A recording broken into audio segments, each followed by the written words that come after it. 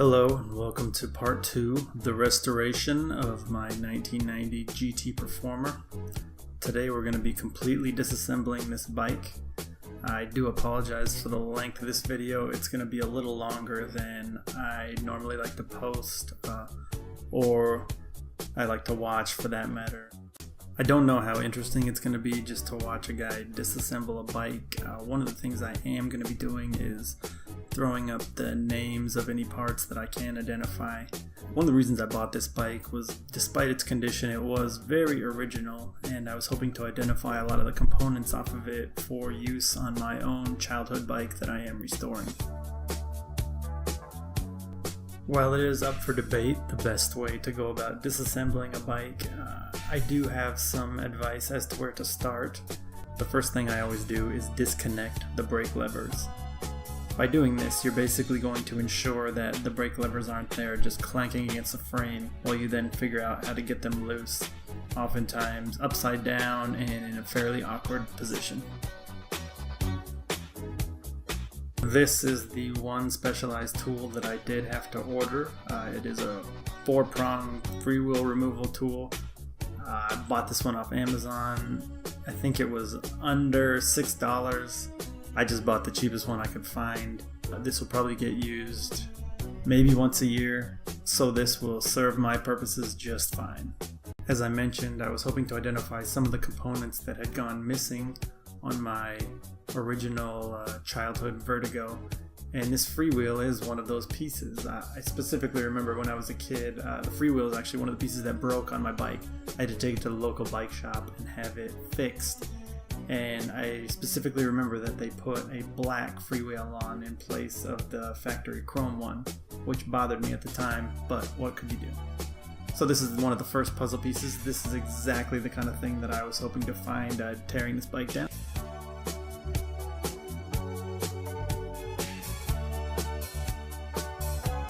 Now, the reflectors are something that's always going to be controversial. I'm probably going to put the reflector back on it. If the future owner of this bike decides they want to take it off, it's easy enough. No harm has been done to the bike, but it does give it just that little bit more originality. And here's another interesting feature that this particular bike had, which I'm 100% sure was not factory, and that is that it had a kickstand. This definitely would have been frowned upon in the circles that I grew up in. However, the good news is, because this bike did have a kickstand, it probably spent a lot less time laying on its side, and the pedals and bar ends certainly show that.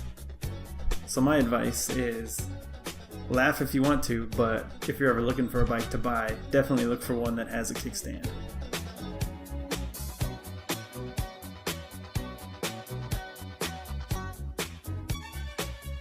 Make sure you hang on to the washers that are on the other side of the wheel nuts here. I think they reproduce them, but you'll be able to save yourself $5.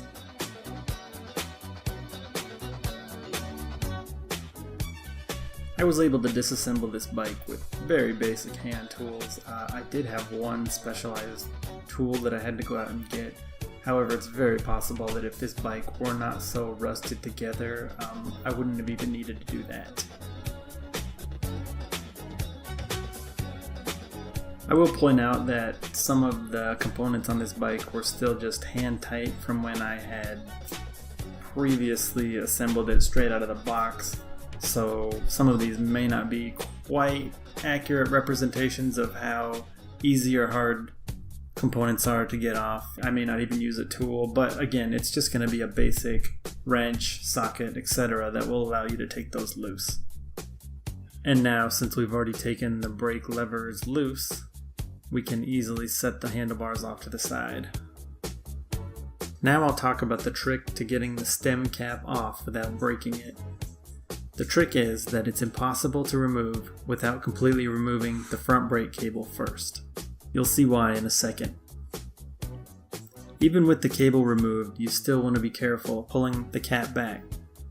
With the cap removed, you can see that the tabs make it impossible to ever be pulled off while the brake cable is still in place. The brake levers on this bike are interesting. At first, I thought someone had replaced them with generic levers, But as I did more research, I found out that these are in fact the levers that it came with. Another issue with these levers is that someone had broken off one of the barrel adjusters in one of the levers and completely destroyed the other one with a set of vice grips. I could drill them out, but I'm hoping that if I just stick a small flathead screwdriver in, with a little bit of luck, I'll be able to spin them out without doing too much damage.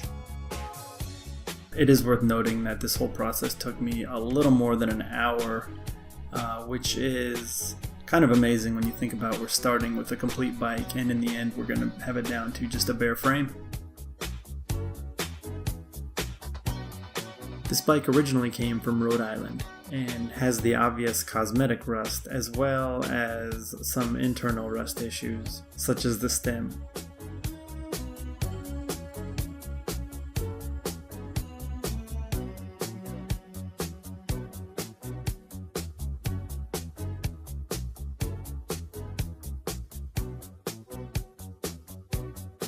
A lot of people would stop here, but we're going to go ahead and remove the bearing cups as well.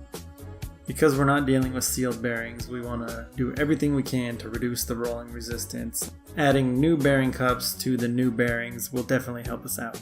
In order to accomplish this, all you really need is a large punch and a hammer. After the first couple hits, make sure you're not doing any damage to the other side.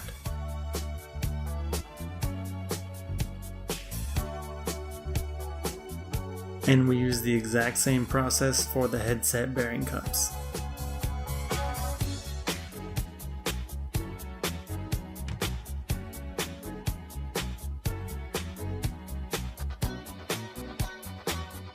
I really like the simplicity of bikes. That most of the components that you find on this bike are going to be very similar to components that you would have found on a bike 100 years ago. They just haven't really changed that much.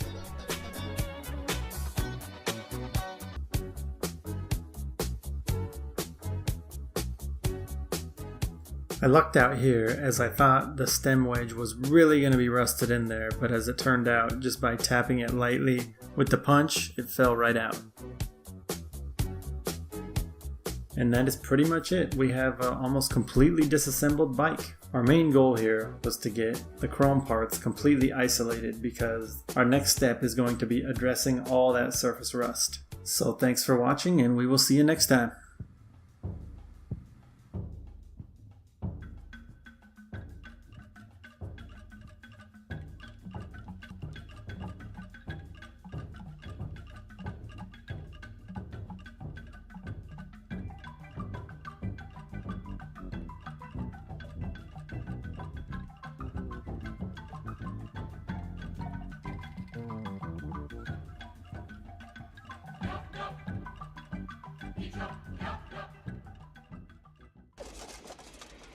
It's destroyed.